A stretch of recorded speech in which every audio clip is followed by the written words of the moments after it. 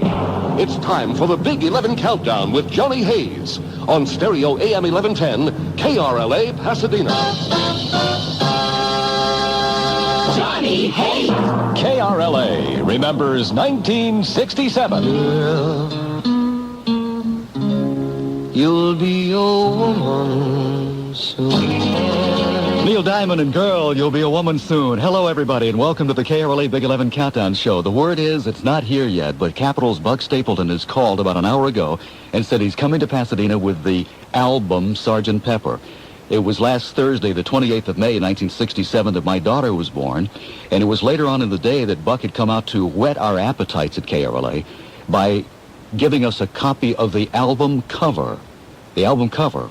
I took it to the hospital to my, the girl who was then my wife, as in lieu of flowers, and she was really thrilled. It's the cover of Sgt Pepper. It came out Thursday. At least KRLA got our copy of it. Don't know if KFWB's gotten it yet.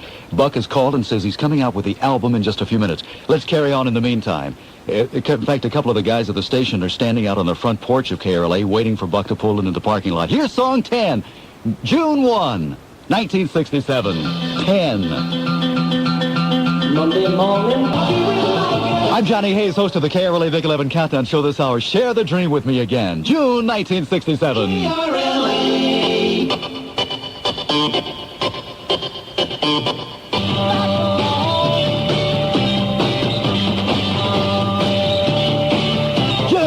June 1967, everybody. Song 9, the Lovin' Spoonful, and 6 o'clock on the KRLA Big 11 Countdown Show. I'm Johnny Hayes. Told you a few minutes ago that my daughter was born on May the 28th of 1967, and in lieu of flowers, and I think it was a better idea, and I got a good response from it. We had gotten an advance copy of the album cover from Capitol, and I think it was Capitol's idea of whetting our appetite of Sgt Pepper. And I got approval from the station and took it to the hospital and just put it up on the dresser in my wife's room, and she was thrilled. She didn't want me to take it, but I brought it back to the station here because the album is due any minute. And the Beatles, boy, oh boy, I hear the album is going to be revolutionary, and the cover appears to be too. This is art. Beatles in band uniforms. What appears to be, and later there will be some discussion on the subject whether or not there are marijuana plants on the cover. No.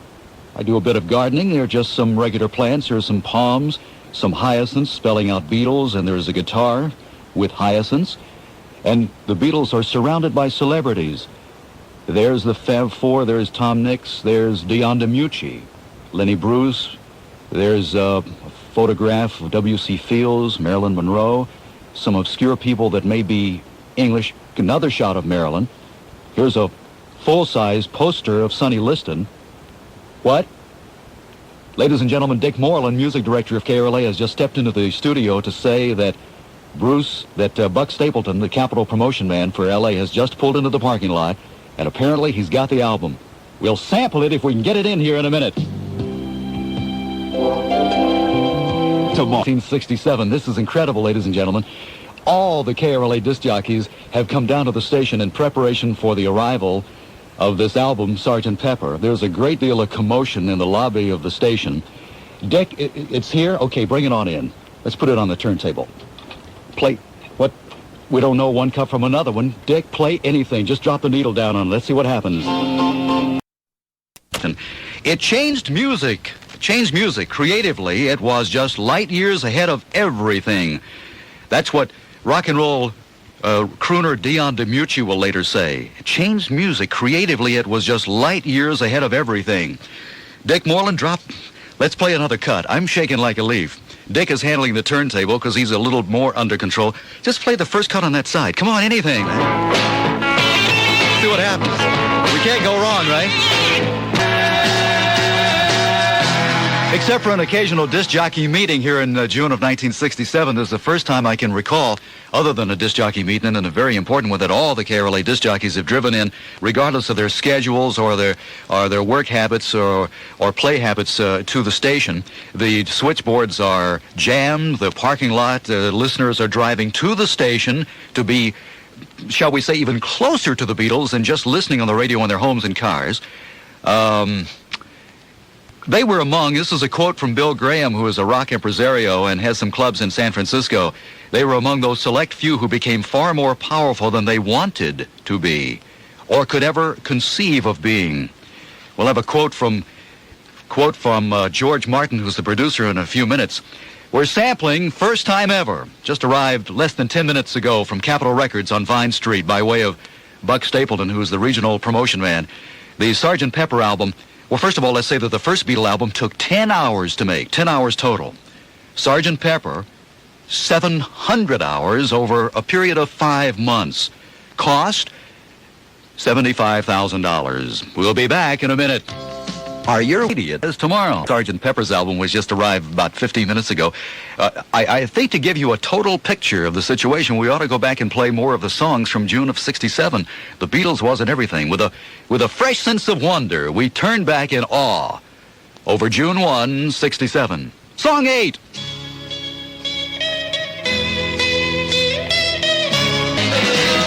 Today we're doing June 1 of 1967 because the story is begging to be retold. And we're unveiling to the world from your official Beatles station the new Beatles Sgt. Pepper album. We have our own scene here in Los Angeles in June of 1967, but we always are alert enough and aware enough to turn some attention, keep an eye and an ear on our neighbors north to San Francisco. Bridge up in Mill Valley in San Francisco. Okay. Here are the performers. Jefferson Airplane, The Doors, Byrds, Smokey Robinson, Country Joe and the Fish, Dionne Warwick. In spite of its relatively small size, it is notable as the first 60s-style rock festival. Let's go to San Francisco now and catch the atmosphere. Produced by John Phillips and written by him, too. Game that asks, who am I? You give the clues. It's available at Toys R Us. Jot these phone numbers down if you're new to the Countdown Show, and get ready. All right, here they are. Valley's 788 KRLA. The rest of Los Angeles County, 520 KRLA. Orange County, 871 KRLA. If you haven't won on the Countdown Show in the last 90 days, get ready to win. There goes the bell, and there goes the crowd, and the 1967 today on the KRLA Big 11 Countdown Show because its story is begging to be retold. I'm glad you're along. June 1967. We talked about the photo on the front of the Sgt. Pepper's cover. No, that is not marijuana growing. It's hyacinths. There are some palms. There's some other very, very legal stuff and lots of photographs of Beatle favorites. A list was submitted earlier to the graphics department at Capitol EMI by the Beatles, and they got them all on there. The music itself seemed, in the language of the day, mind-blowing. During the summer of '67, the summer of love, as it will become or come to be called, the album seemed no less than a confirmation of everything the generation believed about its own special place in history. I know we're doing just the Big 11, but I gotta sneak in just another cut here. We haven't heard all these, so we're sort of previewing them together. Another cut from the Beatles album. Well, there's a lot of Paul McCartney stuff on this album. We'll have to find something from John Lennon in a few minutes, and also we had some Ringo a while ago. The Sgt. Pepper album took, as I said earlier, 700 hours to build and to create. That's over a period of 5 months, and the cost, an incredible amount of money at the time, $75,000. Let's go back to the Countdown Show. Song 4.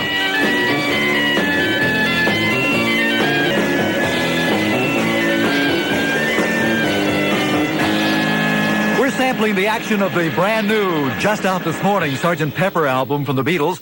We're also sampling the Big 11 Countdown Show from June of 1967. Incidentally, the #1 selling album in America in June of '67, at least the early part of the month, is More of the Monkees. I'm Johnny Hayes. We'll be right back in a minute on KRLA. Thanks for listening. 1967, we're telling the stories.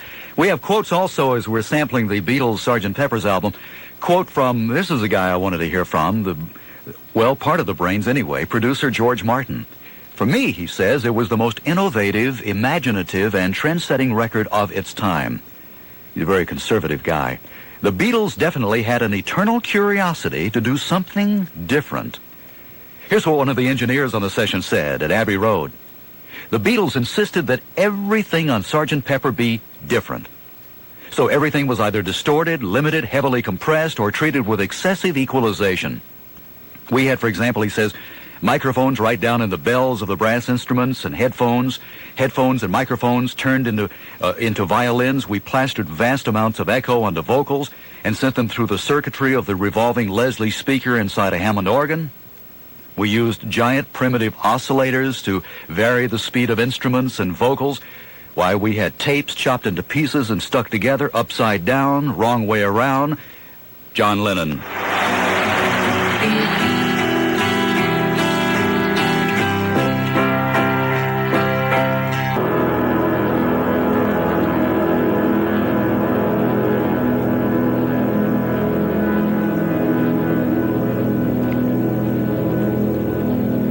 We just got the word in from London, ladies and gentlemen. The BBC has banned the cut Day in the Life. They say it's about the use of drugs. John Lennon says it's absurd. Some say it's the beginning of art rock. I'll go along with that. What we have come to think of as the 60s possibly really started with Sgt. Pepper's. It's certainly worth evaluating, right? My life is so enriched from having been there. How about yours?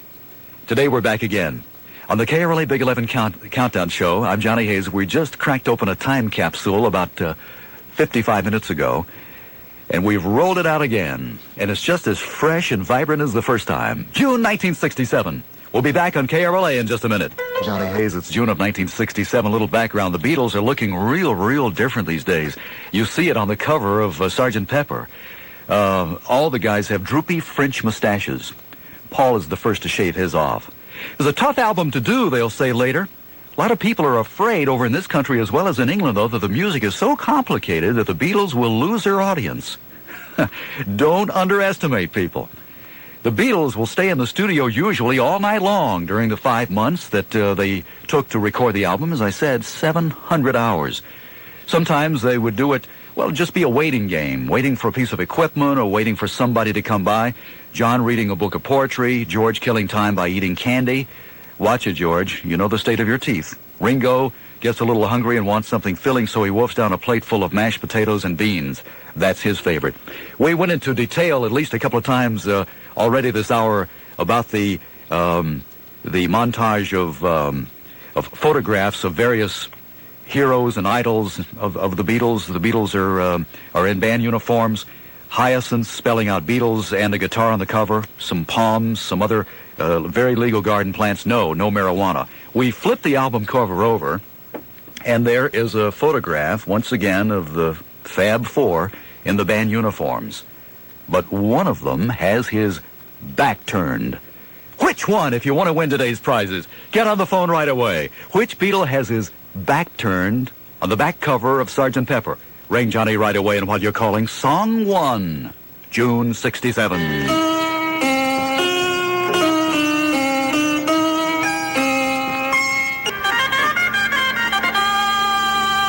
That's number 1, and it takes a lot of courage for radio stations, the few that will touch it, to play it.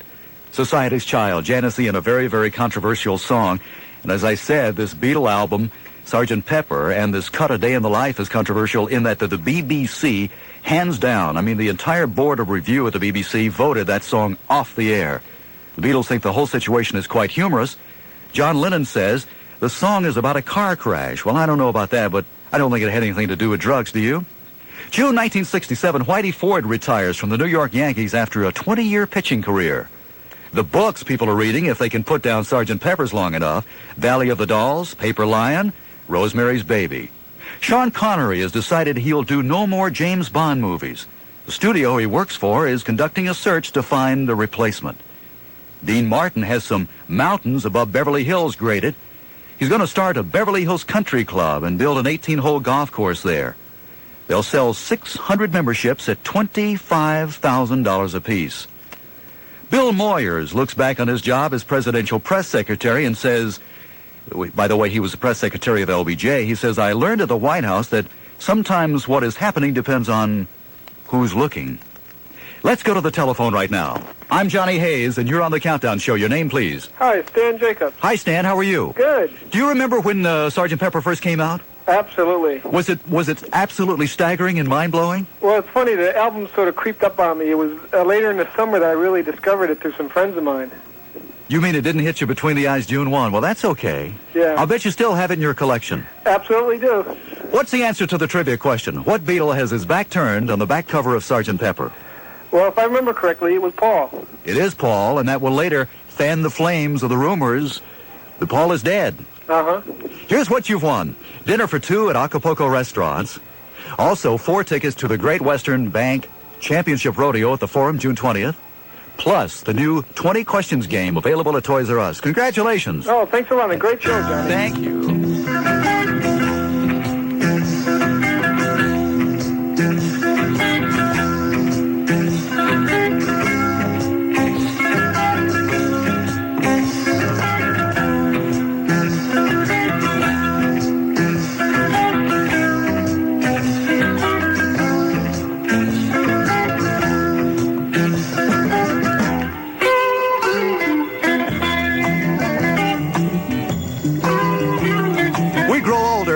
Sometimes we pack up our belongings and move across town or down the street or around the world. We may throw things out and we may acquire new possessions in our lives, but we will never discard the Sgt Pepper's Lonely Hearts Club Band album. You may admit to never having or having not listened to it in years, but it's there just in case. Today, another bite out of the golden apple. June 1967. It'll live forever. Thank you for joining us, everybody.